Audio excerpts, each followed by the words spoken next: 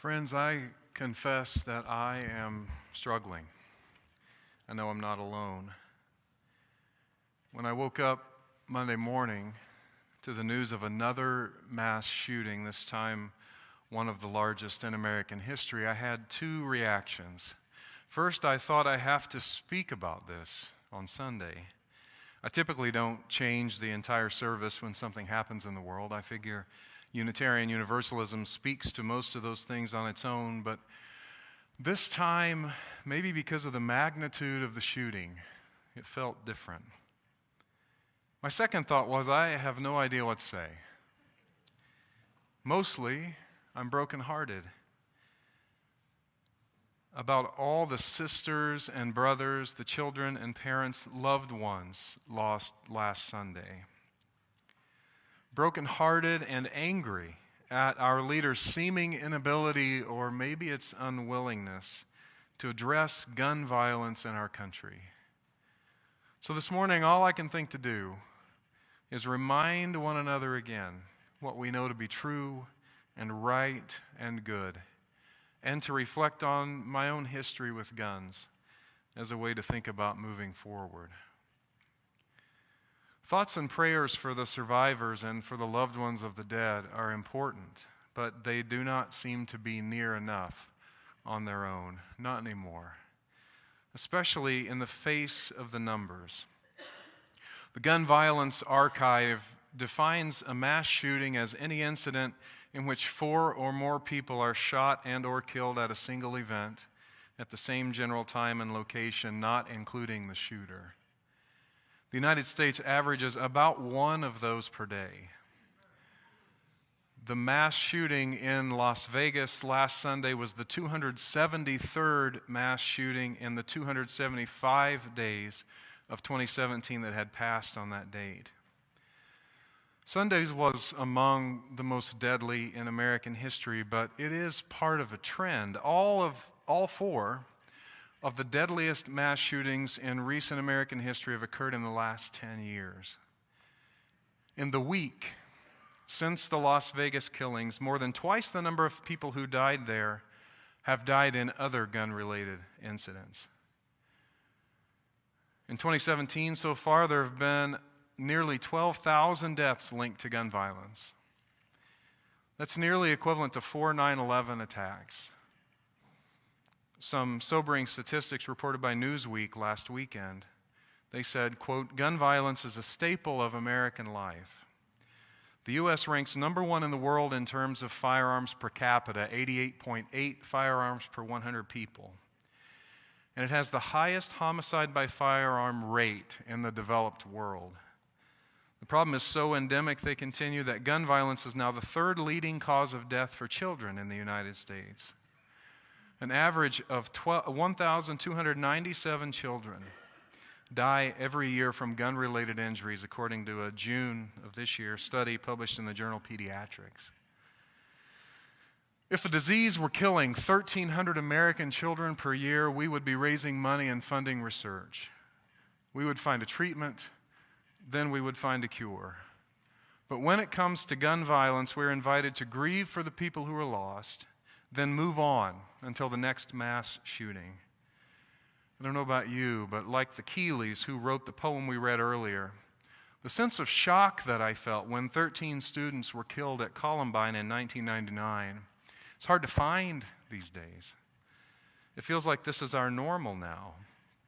That itself should be a source of national shame. Meantime, lawmakers shrug and say they wish there was something they could do, but there's the Second Amendment, and we wouldn't want our liberties curtailed, would we? Bump stocks are the problem, they say, not the proliferation of and easy access to weapons only designed to kill people, not legal even to kill animals with. We're told that bringing up gun rights after mass shootings is bad timing. But friends, in the United States, where again we have a mass shooting on average every day, that means it's never the right time to talk about gun control. The politics around this issue are especially maddening in light of this fact. We know gun control reduces gun deaths. We know it. The Kaiser Family Foundation's research showed that Alaska and Louisiana have the highest rates of gun deaths per capita, and also some of the loosest gun regulation. Alaska had 23.4 firearm deaths per 100,000 people in 2015, 23.4 per 100,000. Louisiana had 20 per 100,000. In contrast, Massachusetts had 3 per 100,000, and Hawaii had 3.6, both states with strict gun laws. We do not think, we know that sensible gun control works to reduce gun deaths in the United States. It's widely known, too, that Australia has charted a course for the U.S. should our leaders ever be sincerely interested in reducing gun violence in our country. In '96, maybe you know the story, a 28-year-old Australian man named Martin Bryant killed 35 people in the worst mass shooting in Australian history. Here's a country with, at the time, a very high rate of gun ownership and an emphasis on that by your own bootstraps kind of individualist thinking that's so prevalent here too. But in Australia, after the mass shooting, the lawmakers from various political parties came together quickly and they changed the laws around gun ownership. They banned automatic and semi-automatic weapons. They adopted new licensing requirements. They set up a national firearms registry, and they began requiring a 28-day wait for gun purchases. They also bought and destroyed more than 600,000 civilian-owned firearms in a program that was paid for with tax money. The Atlantic reported last week on Australia's results, quoting journalist Yuri Friedman. The number of mass shootings in Australia, defined as incidents in which a gunman killed 5 or more people other than himself, dropped from 13 in the 18-year period before 1996 to 0 after the Port Arthur massacre. Between 1995 and 2006, gun-related homicides and suicides in Australia dropped by 59% and 65%, respectively. 2 academics who've studied the impact of the Reform Initiative estimate that the gun buyback program saves at least 200 lives a year, according to the New York Times. There are ways forward, not guesses, proven ways forward. And we need to be getting together across political lines as people who care about each other and our children to advocate for reducing gun violence in our country. Unfortunately, the tone of the debate is so polarizing, just as the gun lobby might prefer it, so polarizing that sitting down with people who don't see things exactly the same way sometimes seems impossible. All this has me thinking about my own experience with guns. I am a gun owner. I have in my home a .22 caliber rifle that I used to hunt small game with years ago. Every now and then I have dreams of hunting again, and so I hang on to my rifle, I think, as a symbol of that desire. And I still think that if you eat meat, you need to know where it comes from. Meat doesn't grow on styrofoam, so hunting still makes sense and seems honorable to me. I've been a gun owner since I was about 10 years old, when I got my first air rifle. This was a rite of passage where I grew up. When that long box with the wrapping paper shows up on your birthday, you have become a pseudo-adult of one kind or another. I remember thinking that I had finally arrived at big kid status when I opened my BB gun. My brothers and I would shoot target practice with them. Sometimes we'd shoot at each other with them. It's miraculous that any country kid sees adulthood. A few years later, my dad brought home a shotgun he had bought from a guy he worked with, and we went down in the woods and practiced with it by shooting a watermelon. There was no recoil pad on the butt of the gun, so it left a big bruise on my shoulder, another rite of passage. I was thrilled to be graduating to shotgun ownership and hunting. When I was a little older, I was entrusted with the bolt-action shotgun passed down for generations in my family, we think perhaps brought here from Germany.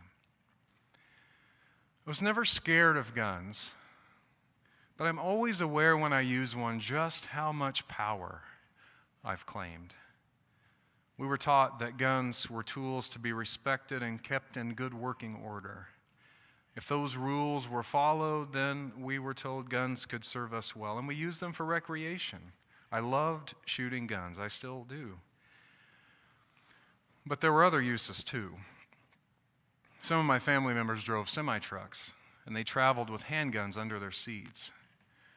One slept with a gun in their nightstand to ward off imaginary home intruders.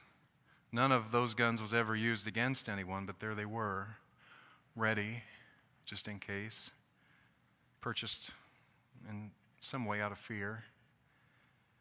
I try not to judge people with good intentions, but I do know that the NRA has used fear as a major sales point for guns. Every time one of these shootings happens, gun company stocks go up. This is a familiar narrative now.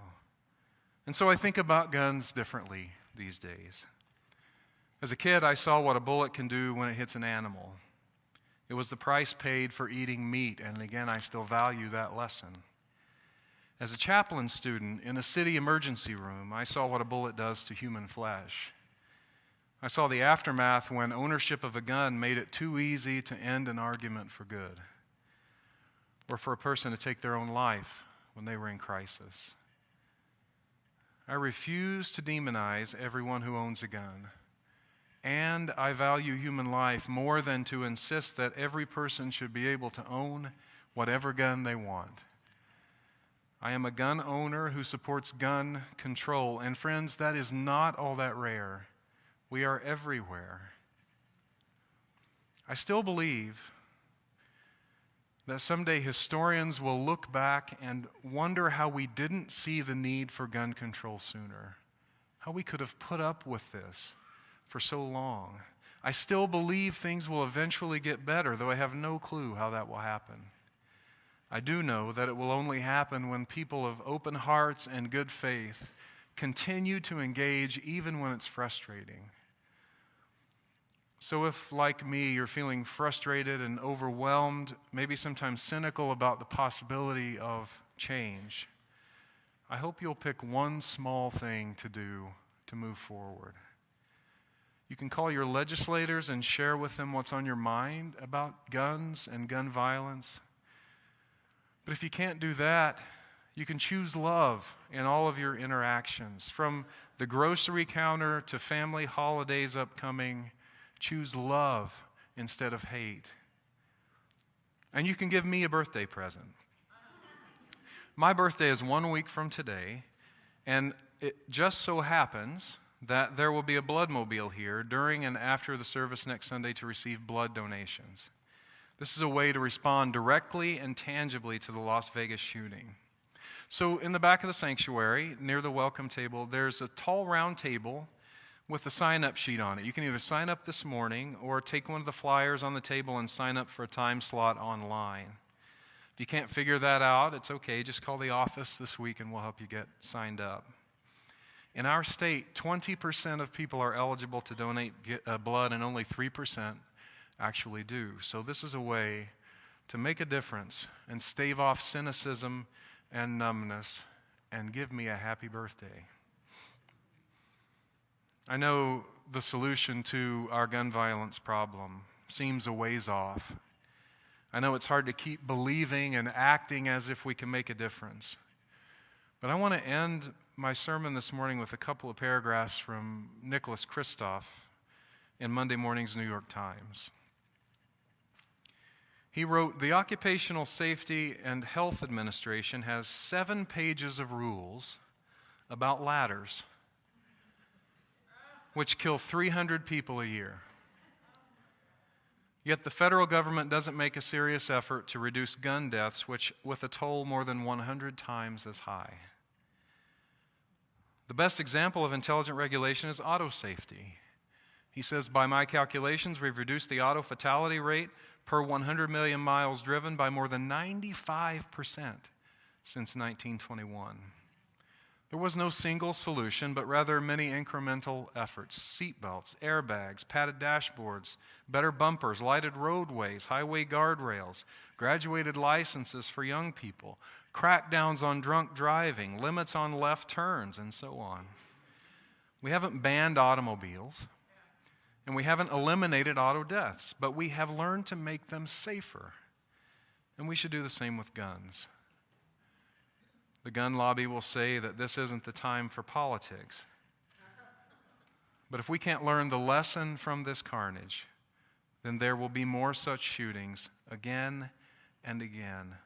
This is a particularly American tragedy and completely unnecessary. And he concludes, so let's mourn, but even more important, let's act. And I say, let it be so. May we keep working, and may we keep foremost in our minds the vision of the world we dream about. Let us never slip into cynicism, but rather always be people engaged by the vision of a better world. Amen.